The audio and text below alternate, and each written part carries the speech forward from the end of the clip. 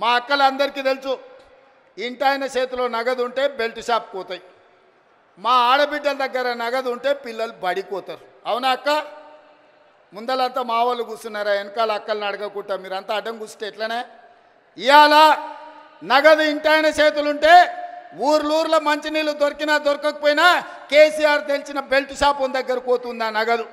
కానీ మన ప్రభుత్వంలో కరెంటు బిల్లులతో మిగిలిన నగదు, అదేవిధంగా సిలిండర్ల మిగిలిన నగదు, ఈరోజు సంఘాలకు నగదు జీరో వడ్డీతో ఇచ్చిన నగదు మా ఆడబిడ్డల దగ్గర ఉంటే మా ఆడబిడ్డల నగదుతోని తమ బిడ్డల్ని బడికి పంపించి ప్రయోజకుల్ని చేస్తుండ్రు. ఇవాళ వాళ్ళ చేతిలో వెసులుబాటు ఉండాలి, ఆడబిడ్డ చేతిలో పెత్తనం ఉండాలి అని ఇవాళ మేము కోరుకుంటున్నాం.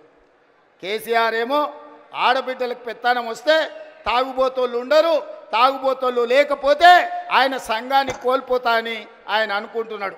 ఎందుకంటే ఈ రాష్ట్రంలో తాగుబోతుల సంఘానికి ఏకగ్రీవ అధ్యక్షుడు ఎవడని ఉన్నాడా అంటే ఆయన కేసీఆర్. ఈ వేదిక మీద నిఖత్ జరీన్ ఉన్నది, ఆ అమ్మాయి బాక్సింగ్కు ఛాంపియన్. ఈషా సింగ్ ఉన్నది, ఆ అమ్మాయి స్పోర్ట్స్కు ఛాంపియన్. అదేవిధంగా దీప్తి అని వరంగల్ నుంచి పారామెడికల్లో కాంస్య పథకం తెస్తే ఈరోజు ప్రభుత్వ ఉద్యోగం ఇచ్చినాం. వాళ్ళందరూ క్రీడలకు, సానియా మిర్జా టెన్నిస్కు బ్రాండ్ అంబాసిడర్. ఇట్లా చెప్పుకుంటూ పోతే ఒక్కొక్కరు ఒక బ్రాండ్కు అంబాసిడర్లు. కానీ మన కేసీఆర్ దేనికి బ్రాండ్కి అంబాసిడర్ అయ్యా? ఫుల్కో ఆఫ్కో బ్రాండ్ అంబాసిడర్ ఆయన. అందుకే ఈ రాష్ట్రాన్ని మొత్తం ఒక తాగుబోతుల సమూహంగా మార్చి ఊర్లూరులో బెల్ట్ షాపులు తెచ్చి మందులని మనుషుల్ని మందులో మత్తులో ముంచి ఆలోచన చెయ్యకుండా చేసి అధికారంలో కూర్చోవాలి అనుకున్నాడు.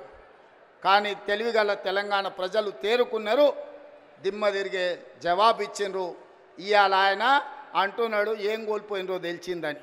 ఏం కోల్పోలేదు కేసీఆర్ గారు, మీరు ఆ ఫామ్ హౌజుల్నే ఉండండి, కావాలంటే వైన్ షాప్ ఆయనకు చెప్తా, కావాల్సినప్పుడల్లా సీసాలు నీకు అందిస్తూనే ఉంటాడు. ఆ బిల్లు కూడా నువ్వు కట్టకు, మా వాళ్ళు కడతారు, మా పిల్లలు కడతారు. నీ ఇంట్లో నలుగురు పదవులు కోల్పోయారు తప్ప తెలంగాణ సమాజం ఏం కోల్పోలే.